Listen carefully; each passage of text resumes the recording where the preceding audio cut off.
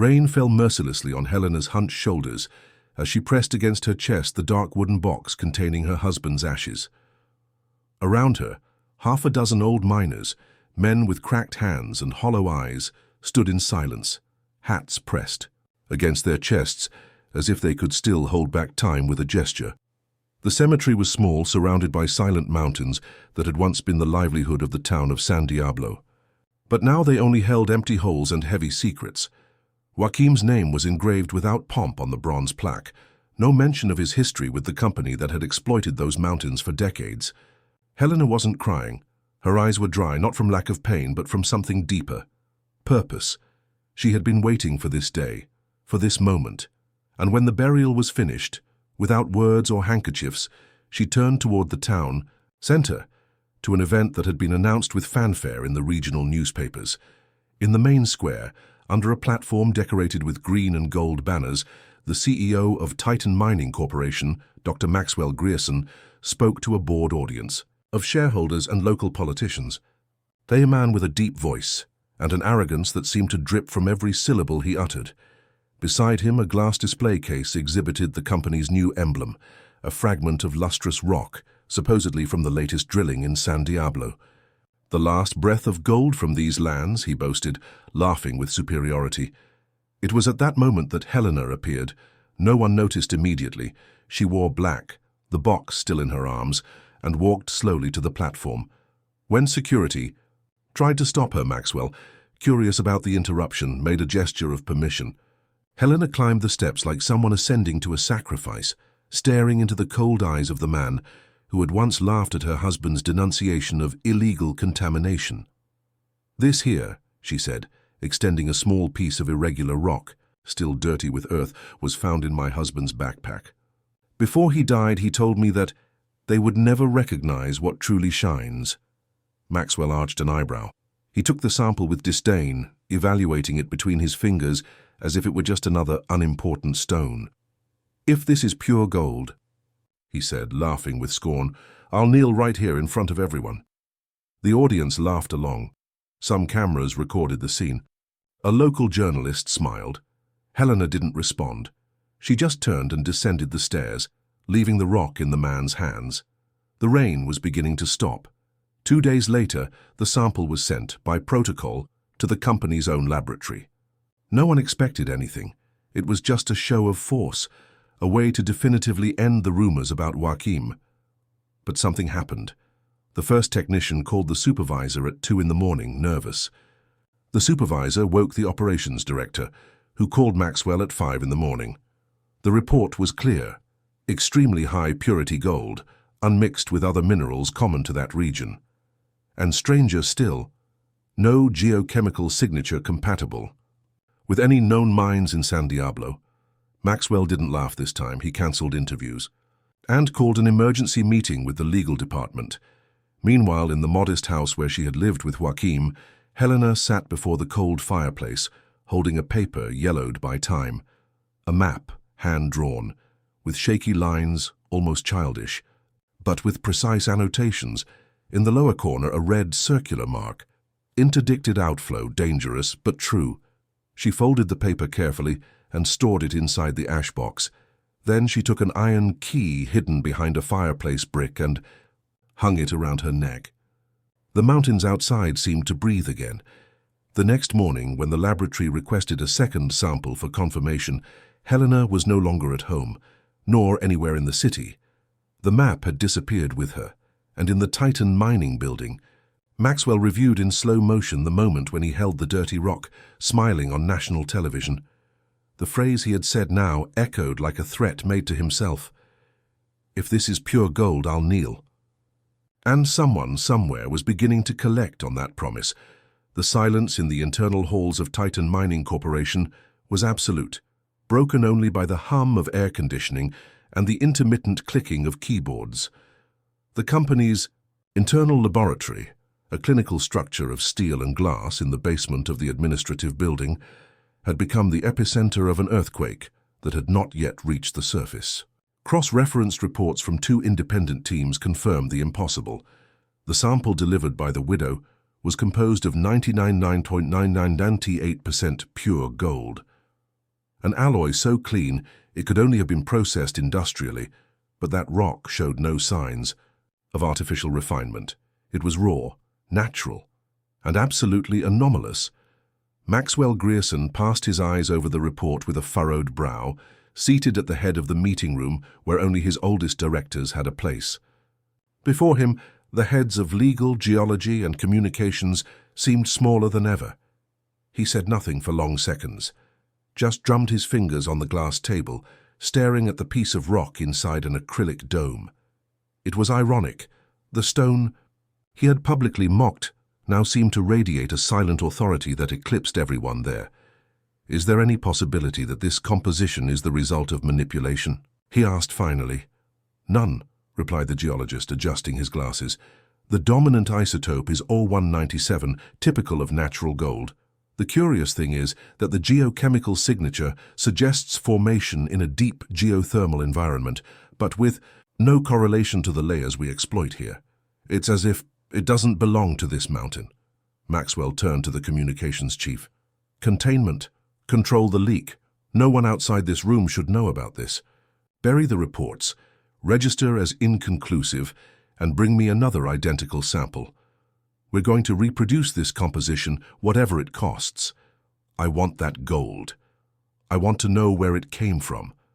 But the second sample never came. Helena had vanished from the city like mist dissipating in the sun.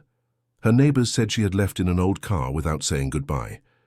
The only clue she left behind was an envelope with the local lawyer containing a handwritten letter, sealed and addressed to an unexpected recipient. Miguel Joaquim dos Santos, 17 years old, high school sophomore, only child of Joaquim and Helena. Miguel, until then an apathetic teenager who lived between headphones and mining videos on YouTube, read the letter alone, in the room where the windows were always closed.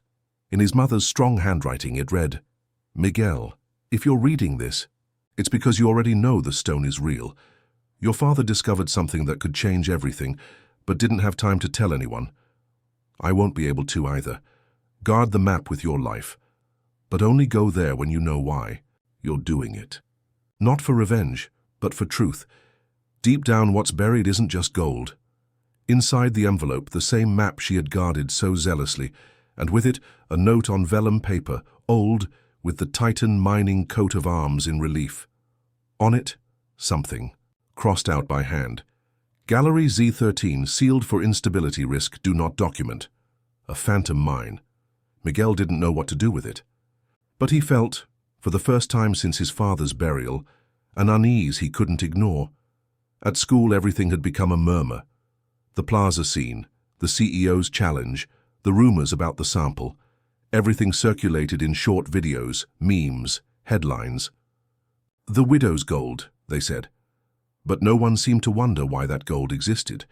Meanwhile, on the other side of the country, a journalist named Clara Mendez, specialized in mining and environment, received an anonymous email with an encrypted attachment. The subject was direct: Titan mining, internal leak, impossible gold, San Diablo. Inside the package, copies of laboratory reports and an image of the stone on Maxwell's table, cropped from one of the internal security cameras. Someone from inside the corporation was beginning to bleed secrets. Clara, who had already faced 2 silencing attempts for exposing fraudulent environmental licenses, immediately recognized the dimension of what she had in her hands. The gold wasn't just pure. It was impossible within the known geological scenario. This meant 2 things. Either science was wrong, or the company was hiding something colossal. She bought a ticket to San Diablo the next morning, and at that same time, in the basement of Titan Mining's technical archive, a retired engineer named Paulo Xavier began rummaging through old paper records, searching for what he vaguely remembered as a cartography error in the 80s. Something about a gallery that appeared and disappeared from records, a location hastily sealed after a landslide, with direct orders from the top never to be mentioned. He finally found a notation in carbide, half erased: Z13 leak, close and forget. Next to the notation, a scanned copy of a worker's entry form, Joaquim dos Santos. Days later, Miguel decided to break the seal on his father's ash box. Inside, besides the urn, he found something unexpected. A tarnished silver ring with a number engraved inside, 13.8.07, the date of an old collapse, which coincided with the interdiction of the mysterious gallery. It was as if his father was leaving silent trails, clues so that someday the truth would emerge from the dust. At Titan's headquarters, Maxwell received a discreet warning. The press was moving, and an anonymous complaint had been filed with the Ministry of Mines and Energy. The origin of the gold was no longer just a mystery, it was a threat. From the top of the building, the CEO observed the city below. Small, fragile, but now pulsing with something he couldn't control. He still believed in power. But for the first time in years, he felt something he couldn't name. Perhaps a crack. Perhaps fear. And Helena, hidden in an isolated chalet on the outskirts of the border, watched the news in silence. When she saw the image of Clara Mendez arriving in the city, she smiled discreetly. The game was beginning to turn. The gold was just the beginning. The first time Miguel descended alone to his father's old workshop, his hands were trembling. Not from fear, but from a sensation he couldn't name, something between anger and longing, mixed with the sudden awareness that there was much more to that death than the official narrative told. The workshop at the back of the house was exactly as Joaquim had left it. Tools hung with almost ritualistic precision, labeled drawers, boxes of screws organized by millimeters. But Miguel wasn't there to screw anything. He had the map, and he had the ring with the engraved date. But he didn't know how to connect the clues, until his eyes landed on the old mining helmet hanging on the wall. It was his father's helmet, the same one he used when he took Miguel, still small, to explore pretend caves made of chairs and blankets in the living room. The helmet now seemed like a reliquary, and when Miguel took it off the hook and turned it over, he found something unexpected inside, a hidden compartment in the inner lining. With effort, he loosened the cover and pulled out a small strip of plasticized paper. It was a clipping of an underground plan, different from the larger map his mother had left. There was drawn a system of tunnels, and in the lower corner, an almost faded stamp, Z13, technical access, not officialized. This wasn't in the city's files, nor in the company's maps available online. This was clandestine. Miguel began connecting the dots, the ring with the date, the map hidden in the helmet, his mother's letter, and now that section of the gallery. He spent the following hours overlapping the two maps and drawing on vellum paper the probable paths. There was an entrance marked with an X west of the city, near the deactivated section of the railway, an isolated location where no one had passed since the rails were torn up. Before leaving, he sent a message to journalist Clara Mendez, who was now circulating through San Diablo investigating the company. The text was simple: "Do you believe in missing maps?" And attached he sent the image of the fragment found in the helmet. Clara, who the night before had tried to contact the widow without success, widened her eyes when she saw the gallery name. Z13 was the same term that had appeared in the internal documents leaked to her, and the fact that an anonymous kid knew about it meant the truth was closer to the surface than it seemed. Meanwhile, in Titan Mining's basements, retired engineer Paulo Xavier was called for an informal interview. The invitation came with the appearance of courtesy, but the tone of the email made it clear. Either he showed up, or he would be prosecuted for contractual violation. He went, and in the center of the windowless meeting room, he faced Maxwell Grierson for the first time in decades. "You know what Z13 is, Paulo. You were there. I saw the order to seal it. Yes, I obeyed, but I didn't forget. And now you decided to remember just now? Because you killed a man because of it, and his wife knows more than you imagine." Maxwell narrowed his eyes. "And you, Paulo? Are you going to play hero now?" "No, but I'm going to make sure you don't bury anyone else." That same afternoon, Miguel walked with cautious steps along the abandoned tracks. He was alone, backpack on his shoulders, flashlight, mask, GPS, and cell phone with intermittent signal. The location marked on the map matched a ravine where an old collapsed maintenance shed hid the entrance to a tunnel almost invisible from a distance. An old iron gate, with a blown lock and rust signs, gave access to a world that time had tried to swallow. Upon entering, the temperature dropped sharply. The smell of damp earth and rust was intense. Miguel turned on the flashlight and moved forward, guided by the plasticized map. The tunnel structure seemed stable, despite the abandonment. Walls, with old markings, remains of mining rails, and here and there forgotten tools. There was something ghostly about that silence. After almost an hour walking, he reached a fork that wasn't on the map. To the right, a partial collapse blocked part of the way.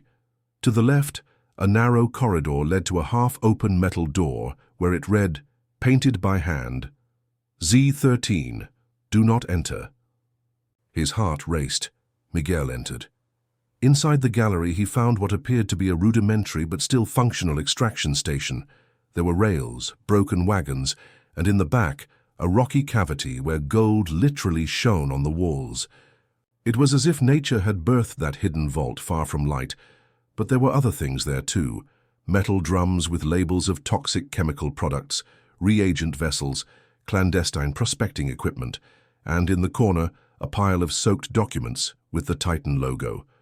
Miguel recorded everything with his cell phone.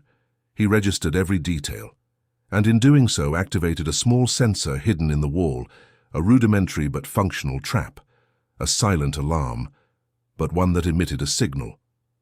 In the Titan building, a screen blinked discreetly. Someone had accessed Sector Z13. Maxwell rose from the table as if he had taken a punch. He had 2 security guards called.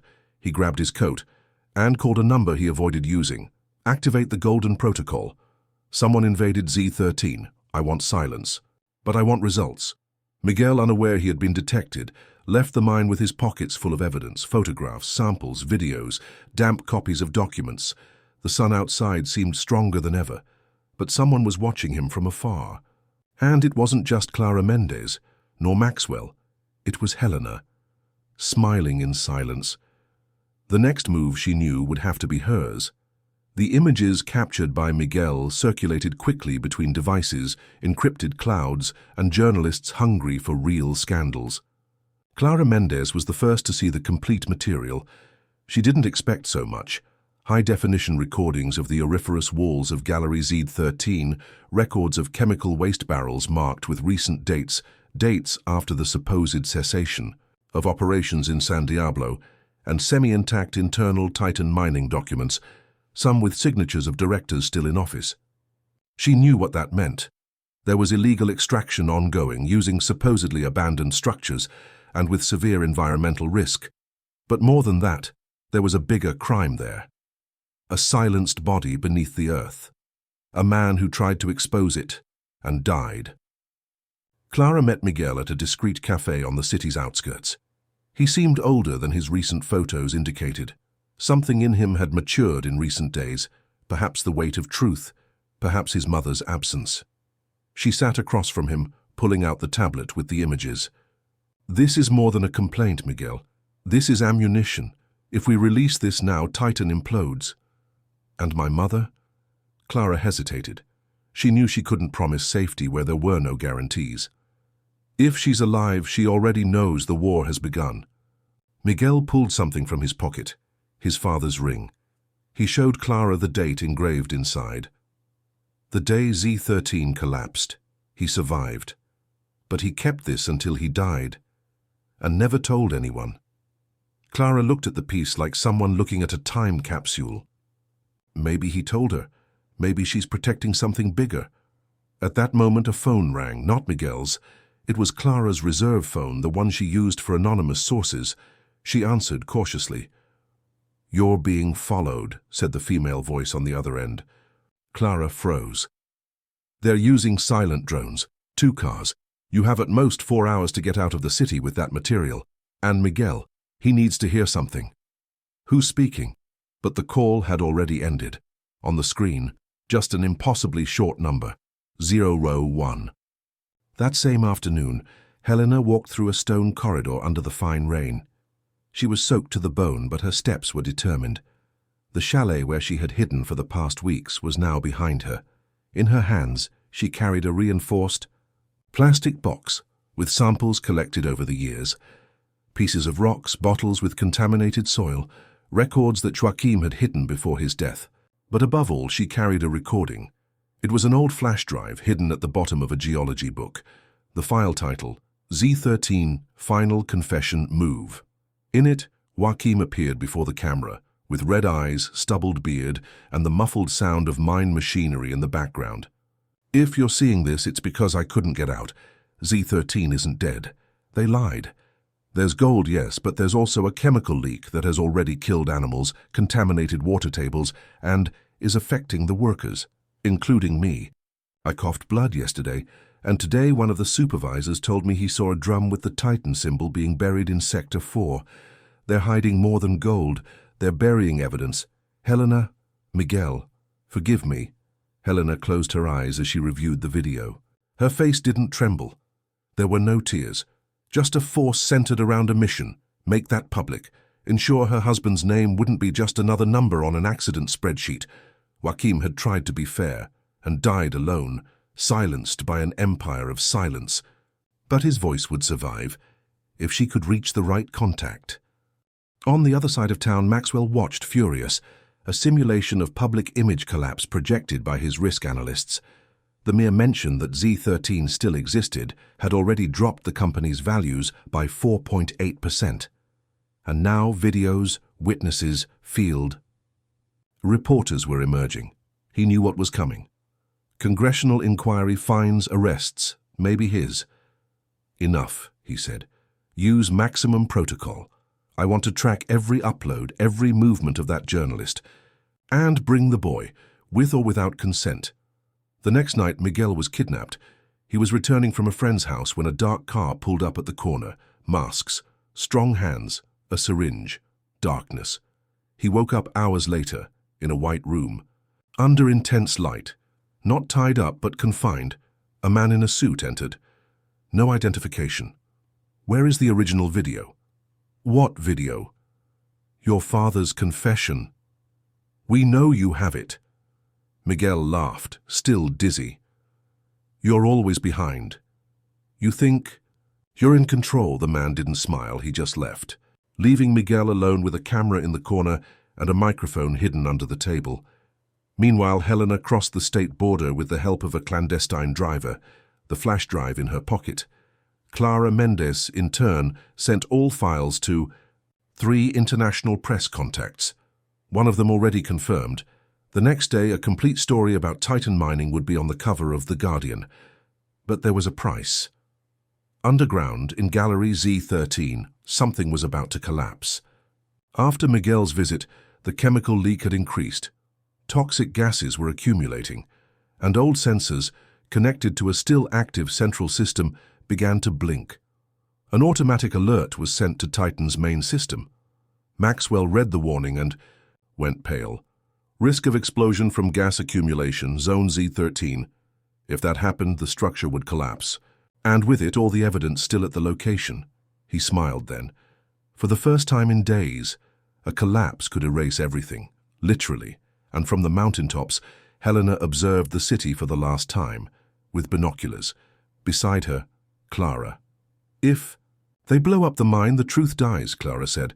No, Helena replied, her gaze fixed. The truth has already emerged from underground. Now it breathes. And someone, somewhere, was beginning to kneel. Not from promise, but from desperation. The city of San Diablo dawned surrounded, not by tanks or sirens, but by cameras. Reporters from across the country and abroad had landed during the early hours after The Guardian's bombshell publication.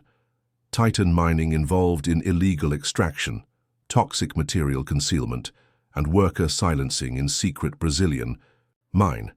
The story contained excerpts from Joachim's video, images of Gallery Z13, internal documents, chemical reports, and above all, names, directors, technicians, consultants, all listed with dates, signatures, and suspicious financial movements.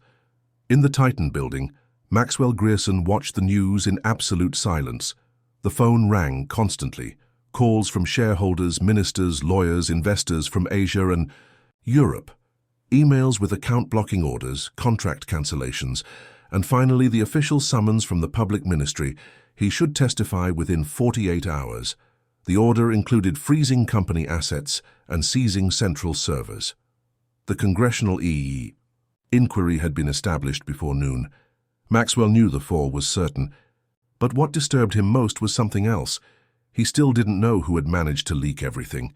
He knew the boy, Miguel, was under strategic containment, kept in an unofficial location. He knew the widow had disappeared.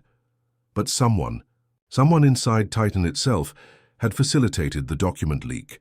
Someone who was still loose, and this consumed him. In the basement where Miguel was kept, surveillance had slackened since the story's publication. External guards discussed the scandal aloud, and didn't notice when, at midnight, a small controlled explosion disabled the door lock. Clara Mendez entered first, with flashlight and stun gun. Behind her, Helena. They faced the sun with a look, mixing urgency and tenderness. "How did you find me?" he asked, still surprised. "Titan tracks everything except what it thinks it discarded," Clara replied. "They forgot the internal cameras were on when they brought you. A friend of ours took care of the rest." On the way out, they left a clear message written on the wall. In red ink, "Confession liberated. Miguel is free. Justice doesn't negotiate silence." As they fled down a side road, Helena handed her son a folder. Inside, the original documents that Joachim had saved before Z13's collapse. Contracts with falsified clauses, expired chemical disposal authorizations, records of parallel payments to environmental inspectors. It was the core of the rot. And now it was in the hands of someone who had everything to lose, and therefore nothing to fear. The scandal reached Congress. In Brasilia, opposition senators demanded Maxwell's preventive arrest. The congressional inquiry president demanded immediate access to Titan's records, but the company had initiated the final protocol: destroy everything. In San Diablo, remote engineers activated heat and pressure sequences in Gallery Z13. The goal was to cause a total collapse and technical accident that would end any physical trace of what had been discovered. But there was a problem. Engineer Paulo Xavier, the retiree, now acted as an official informant under protection. He alerted the prosecutor's office. "They're going to try to blow up the gallery. Everything's ready. I helped design this protocol 20 years ago." Based on his testimony, an environmental rescue team was urgently sent to intercept the system. The operation was televised. Drones flew over the mountain. Teams in orange coveralls dug, drilled, deactivated sensors.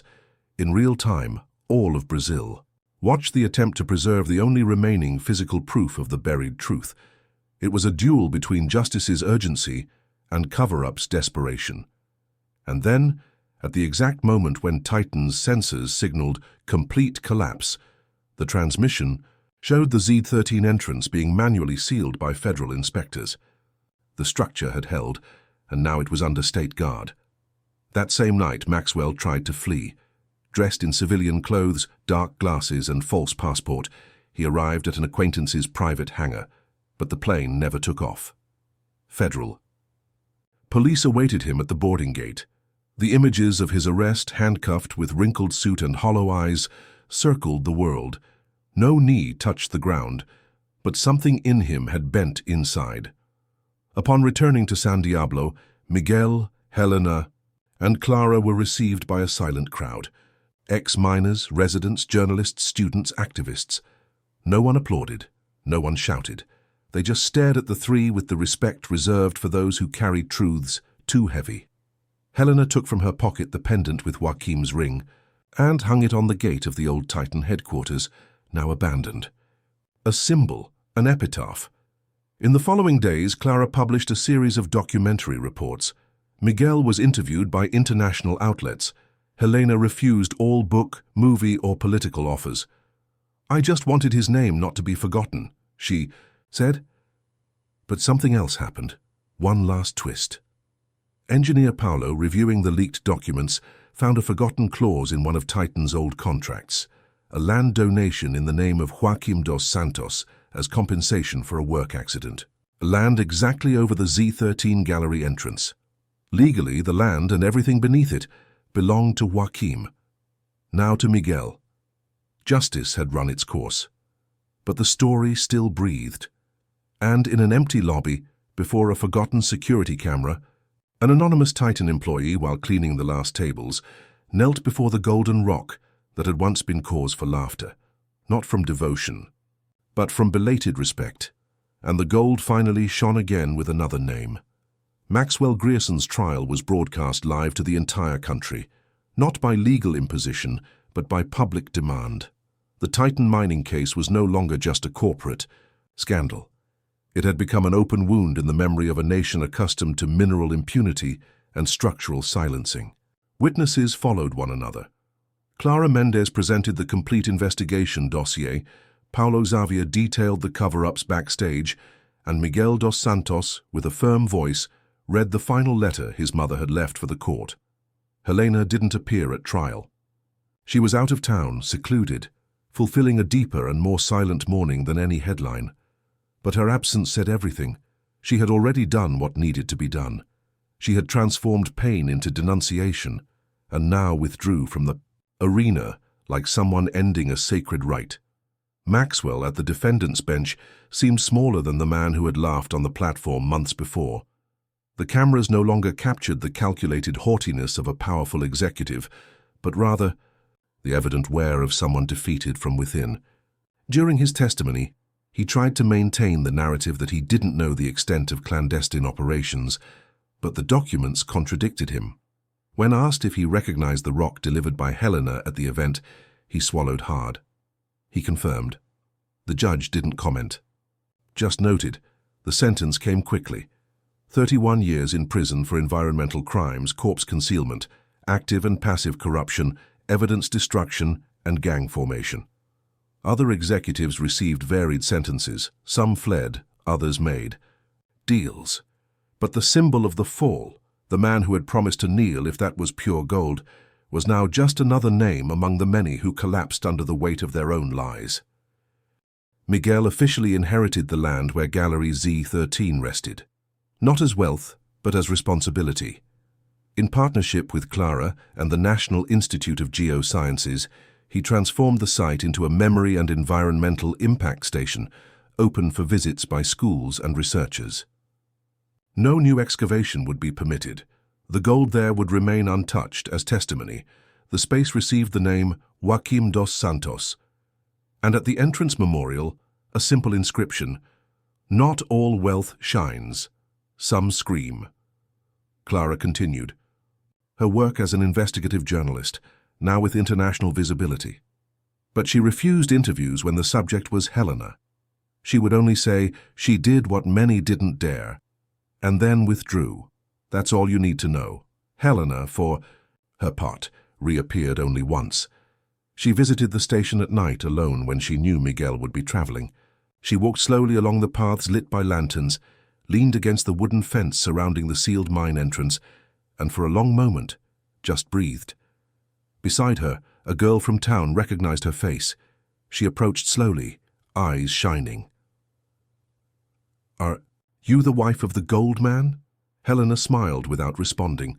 She extended something to the child, a small stone, opaque without any shine, that Joaquim used to carry in his pocket as a talisman. "Take care of it," she said simply. "Sometimes, what seems worthless is what holds everything in place." The girl nodded, without fully understanding, but she kept the stone like someone receiving a secret. The next morning, Helena had departed again. She left behind only an envelope at the station's reception, addressed to Miguel. Inside, an old photograph. Joaquim, young, covered in dust, smiling at the camera in front of the first gallery where he worked. Behind the image, written by hand, "He knew, you know too. Now, live." Miguel placed the photo on the station's central panel, beside the historical documents, and without saying anything, he began digging a new ecological trail around the land. Not to search for gold, but to show visitors what is gained when one chooses not to dig anymore.